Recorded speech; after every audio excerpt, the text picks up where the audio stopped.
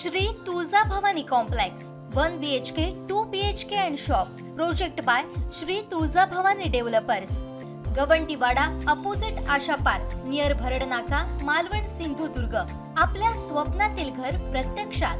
Contact details for booking 9773 71 27 27 9404 15 53 77 9969 1605 16 9404 44 80 27।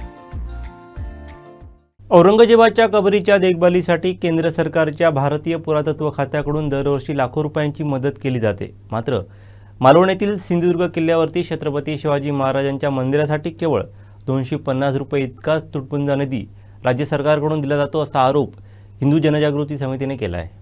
नमस्कार, मी सुनील घनवट, हिंदू जनजागृती समिती महाराष्ट्र आणि छत्तीसगडचे। सध्या एक महत्त्वाचा विषय चर्चेत आलेला आहे, तो म्हणजे औरंगजेबाच्या कबरीचं उदात्तीकरण असेल किंवा त्या कबरीसाठी केंद्र सरकारचं जे केंद्रीय पुरातत्व विभाग आहे त्यांनी दिलेला 6.5 लाखांचा अधिकचा निधी असेल। हिंदू विधिज्ञ परिषदेचे राष्ट्रीय अध्यक्ष वीरेंद्र इचलकरंजीकर जे ॲडव्होकेट आहेत त्यांनी माहिती काढलेली याच्यामध्ये 2010-11 पासून या औरंगजेबाच्या कबरीसाठी 6.5 लाख रुपये खर्च करण्यात आले। एका वर्षी 47,000 आहेत, नंतर 80,000 आहेत, 2,55,000 आहेत, 2 लाख आहेत। अशा प्रकारचा खर्च या औरंगजेबाच्या क्रूरकर्मा औरंगजेबाच्या कबरीसाठी का? केंद्र शासनाच्या केंद्रीय पुरातत्व विभागाने हे अनुदान तत्काळ रहित केलं पाहिजे ही आमची मागणी या ठिकाणी आहे। आणि याचबरोबर छत्रपती शिवाजी महाराजांचं जे मंदिर आहे राजराजेश्वरचं सिंधुदुर्ग किल्ल्यावरती, याला केवळ वार्षिक 6,000 रुपये अनुदान, म्हणजे महिन्याला 400 किंवा 600 रुपये अनुदान, या ठिकाणी सुद्धा हे अनुदान मोठ्या प्रमाणावर सुरू केलं पाहिजे।